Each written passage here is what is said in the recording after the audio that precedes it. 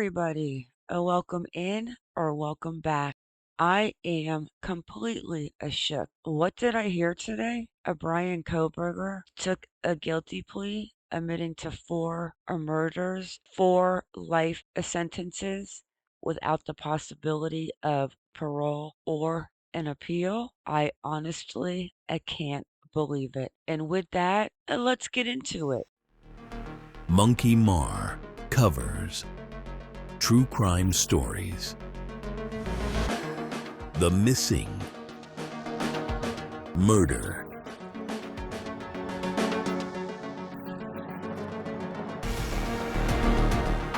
forensics,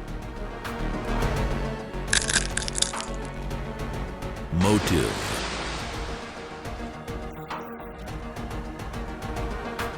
suspects, trials, unbiased, no filter, addicted crime junkie, MonkieMar. Leave the hate at the door. The Idaho Four, Maddie Mogan, Kaylee Goncalves, Zana Kernodle, Ethan Chapman, gone too soon. Let's listen in to a video out by ABC to get a quick update regarding Brian Koberger's guilty plea. Joining us now for more is Dave Ehrenberg, the former state attorney for Palm Beach County. Thank you for joining us. So in that letter just mentioned in Kana Whitworth's story there, prosecutors said that the defense approached the state last week to ask for a plea deal offer. What might have led to this finally happening, especially so close to the trial? Well, Lindsay, it was definitely a victory for the defense because there was a good chance that Koberger was going to get the death penalty. And I'm a bit surprised that this deal was entered into, especially when you saw the reaction from the Gonzalez family who were outraged by it. They seem to be blindsided themselves by it. That's never a good look for prosecutors. So as far as what caused it, well, the judge ruled against the defense on a couple of key motions. They didn't let the defense have an additional delay. So that was a big deal. I think the defense said, I thought that they couldn't go to trial this quickly. And also, they didn't allow the defense to have a third-party culprit defense, which means to point the finger at some unknown real killer, which was always going to be bogus. But why did the prosecution enter into it? Perhaps that they've spoken to other victims' families and thought that they supported it. Perhaps they saw a trial that was going to last for months and decided just to get what they could, but I just think that it's not full justice because if anyone deserves a death penalty, it's this guy. And how does the prosecution typically go about planning these plea deal offers and considering aspects like whether to take the death penalty off the table? Well, generally they talk to the families, and the families would say what they want. Now, if 3 out of the 4 families, or most of them, supported this deal, then that's one thing. But the fact that the Gonsalves family was blindsided by it really is troubling. And as far as other questions, other considerations, well, they would say, how long is the trial? What are the chances at trial? Do we want to put the witnesses and the victims' families through a trial? There's all these considerations, but I see it as a former prosecutor that they got this guy dead to rights. They had his DNA on the scene. They have an eyewitness on the scene that said, yeah, the killer looks like that guy. They have the car that he drove. They have his phone records. They had him, and I think they would have gotten the death penalty. So I'm not sure why they entered into this deal. I'm surprised too, and I'm hoping we'll get answers. We followed this story from day one. We covered it almost nightly, and I am just in shock. I have watched a lot of crime shows, I have seen a lot of trials, and the fact that the families did not know that they were going to offer a plea and take the death penalty off the table, I have to agree with this last man. If anyone deserves the death sentence, in my opinion, Brian Koberger should have had the express pass. Let's go over a few of the family's comments regarding this monster taking a plea. Oh, what's the matter, Brian? All your girlfriends that are writing to you and sending you letters. Would a death row be too much for you? Aw, Victim's family told prosecutors, don't you dare make a deal. This is coming from Xana Kernodle's family, and they are furious, and I don't blame them. The family of Xana Kernodle is livid over a plea deal offered to accused murder of Brian Koberger, and they told prosecutors they had better and not dare go through with it. Kim Kernodle, Xana's aunt, who was so furious she was in tears, tells TMZ prosecutors floated the idea of a plea deal a few days ago, and the family made it clear no way. Now, that, in my opinion, is absolutely insanity. I have seen so many cases at the end when they're going to go to trial and the family will say, well, if we find out where her or his body is, we will take the death penalty off the table. Some families are very religious and they do not believe an eye for an eye, and they will not even go for the death penalty. But the fact that these family members, especially Xana's family and Kaylee's family, wanted the death sentence or at least the trial to have the juror decide if they wanted a life without parole or death. What am I missing? I think that this is not the end of the Brian Koberger story. When TMZ spoke to Kim, she was on a conference call with prosecutors. She says prosecutors told her the defense approached prosecutors with a plea deal, and the prosecution went along to spare the families the pain of a trial. Kim says that's ridiculous because at least two of the families, hers and Goncalves family, wanted a Koberger to face a jury. Kim says prosecutors were especially concerned that the families would have to see the gruesome crime scene photos of their loved ones, but she says, we know the graphics. They were not trying to spare us. Kim also says when her family got a call from prosecutors a few days ago about the deal, they were vague. Prosecutors never mentioned taking the death penalty off the table. What's especially puzzling, Kim says, prosecutors told her there was enough evidence to secure a guilty verdict. I agree. I have never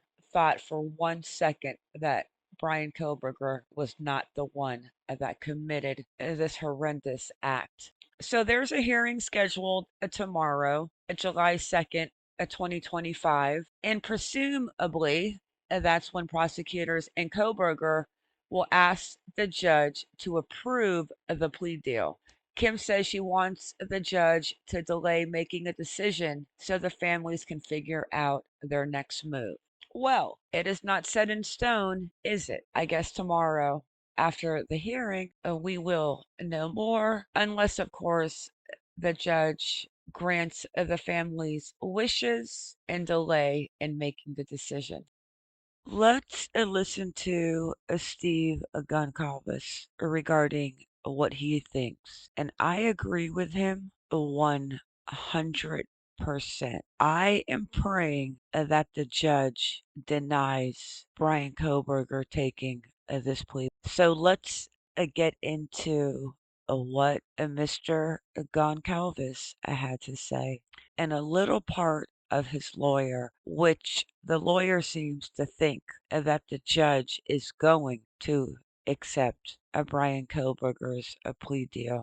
But I wanted you to have your say. I wanted you to be able to say out loud for everyone to hear what this means to you and your family. This is anything but justice. This is the opposite of our will. There was no majority believing that this was acceptable. I want to honor all the police officers, the FBI, and all the people that work their tail off. The failure is at the court level, 100%. But the men in the boots on the ground and the women that were out there working, I want to honor everything that they did for our children, 100%. The fault is in leadership and the people that you place this evidence upon. They were weak. They decided to play God and decide what this man's decision should be, and not a jury, not a peers, not his peers. They, so That's where we are today. I would say ever since Hitler has demanded an independent investigation, they couldn't get away from this case fast enough. They've done everything to make this case go away.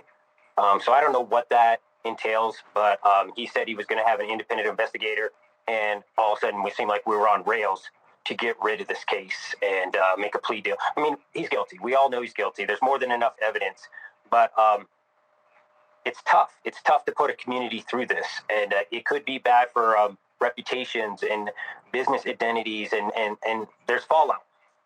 But this isn't the will of the victims. This is just one person making a decision, and it doesn't reflect what we were asking for. Steve, did anybody ever call you from the prosecutor's office to just personally discuss this with you? Did anybody offer to meet with you in person to go over this potential plan? We have meetings all the time particularly a lot of times on Friday. No. We had this regular meeting that we have to try basically do an update of what's going on, where things are at, because Idaho is actually an amazing state where it really does care about people. We just get one or two, people who just don't care about the victims and don't care about justice, and it's easy to take the weight out. It's easy to make an excuse and say, I'm doing this for the victims, even though I've never interviewed the victims. I've never really talked to them to find out what their true feelings are. So here we are. We're stuck, and we can't get out of it. I ask your audience if anybody knows Judge Hitler, reach out to him and ask him to put his foot down and not accept this offer. It doesn't reflect anything in Idaho. This is not justice. We had an outsider come to our community, kill our kids in their sleep while they're getting a college education, doing everything that they should do, and we don't have the courage to hold him accountable. No plea deal. Let's go for this guy. 100%. Let's do it. And that's how this family stands. But we also invited other families into that, and I'll let them speak on their own that were part of that meeting, but we are in no way alone on this. Multiple families believe the same as we do, but I want to honor their abilities to speak independently and as their child. So I don't want to cross that line, but all I will say is there was no majority for this decision at all. And if they're not working for us, they're working against us, guys. I mean, we have to wake up to this. I mean, we have to hold people accountable. Coeur d'Alene just had a shooting where we attacked our firemen. People need to stand up to these monsters and stop freaking bowing down to them and giving them child care. I mean, prison is nothing but adult child care. You get free vision, you get free dental, you get free meals, you get AC, room and board, cable TV, internet access. It's ridiculous what we give our prisoners. Better than what we treat our vets. Our vets coming back from war with missing limbs. This is unacceptable. A fait accompli by the time they get this far down the road that the judge will accept it. Well, I think a few weeks ago, Judge Hitler, talked about had there been an offer at all on this case. I think he mentioned it in the courtroom, and maybe that sparked something with the defense and the prosecution. I'm not sure. That being said, with a plea like this, it's with the life sentences and it's agreed upon by the state and the defense. There's small modifications sometimes that they can make to the sentencing regarding, restitution, some other things like that. But if the state presents sufficient facts to the judge or a plea of guilty to the counts, normally judges will accept that, and they'll let the defense know if they're not going to accept that ahead of time. So I would suspect that the plea will go through on Wednesday, and then they'll set over sentencing for a few weeks, so the victims can be present to read victims' impact statements, etc. So, does not choose death. Is there any solace in the fact that you will at least have him silenced, and there will be no appeals? Absolutely zero, none. Could be no farther than how we believe. I want my community support. I want that jury to make the decision, not Thompson, not some old man who's 70 freaking years old deciding how my daughter's life weighs in a courtroom. That is not justice. That is not justice at all. I'll take my juries, I'll take my peers all day long. I'm sick of one man deciding or one woman deciding what a life's worth. Continuing this video, it is July 3rd, 2025, and we know the judge granted Brian Koberger's a guilty plea. Let's have a listen in to Brian Koberger accepting this horrific crime. The state would have had to have proven that on or about that same date in Latah County, Idaho, you did willfully, unlawfully, deliberately, with premeditation and malice aforethought, kill and murder Madison Mogen, a human being, by stabbing Madison Mogen, from which she died. As to count 3, the state would have had to have proven that on that same date in Latah County, at that same address, you did willfully, unlawfully, deliberately, with premeditation and malice aforethought, kill and murder Kaylee Gonzalez, a human being, by stabbing her, from which she died. As to count 4, the state would have had to have proven that on or about that same date in Latah County, Idaho, you did willfully, unlawfully, deliberately, with premeditation and malice aforethought, kill and murder Xana Kernodle, a human being, by stabbing her, from which she died. And then as to count 5, also murder in the first degree, that on or about November 13th, 2022, in Latah County, Idaho, you did willfully, unlawfully, deliberately, with premeditation and malice aforethought, kill and murder Ethan Chapin, a human being, by stabbing him, from which he died. Do you understand those things the state would have had to have proven? Yes. And do you understand that by pleading guilty, the state no longer has to prove those things because you're admitting those things are true? Yes. He is such an incel, in my opinion. I am going to just download that part of Brian Koberger speaking before the judge reading out his 5 accounts, but just to hear him, his voice standing there. What a sick monster. Maddie's mother and stepfather's lawyer is going to read a statement. I am going to play just a smidge of it. Thank you for all your dedicated, diligent, and tireless commitment to justice and the successful outcome reached today. We support the plea agreement 100%. While we know there are some who do not support it, we ask that they respect our belief that this is the best outcome possible for the victims, their families, and the state of Idaho. My thoughts, I am definitely a little perplexed, and I have questions. I wonder what made Brian Koberger go from he didn't do it cocky to pleading guilty on 5 counts, 4 counts of premeditated, a first-degree murder. I would like to know why, who, and how he decided that he was going to go to a King Road that night and do what he did. Who was his target? That is what I want to know. And had he been in the house before? Those details. Do I want to see crime scene photos? Absolutely not. Do I want to hear about the horrific suffering they went through? Absolutely not. Because obviously it was enough that they are no longer with us.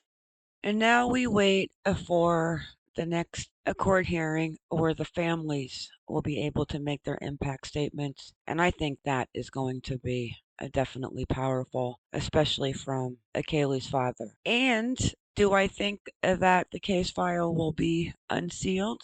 I believe it will. And if it is not, I think that Steve Goncalves is going to tell everything that he knows. And Brian Koberger, being the narcissistic man that he is, watching Ted Bundy videos on YouTube after the heinous crime, I think he is going to tell all. He might even write a book, and maybe there will be a movie. We never know. My thoughts and my prayers go out to Maddie, Kaylee, Xana, and Ethan's family. I just can't imagine. The Chapins have been very quiet, in my opinion. I have not looked to see if they came out with a statement, but I am going to look when I wrap up this video. Drop your comments, and with that, it is a wrap. Everybody, thank you for coming in. Please make sure you click that like, the subscribe, and the bell for notifications so you do not miss the next time we drop a video. Everybody, have a good day or a good night wherever you are in the world, and stay vigilant. I am out.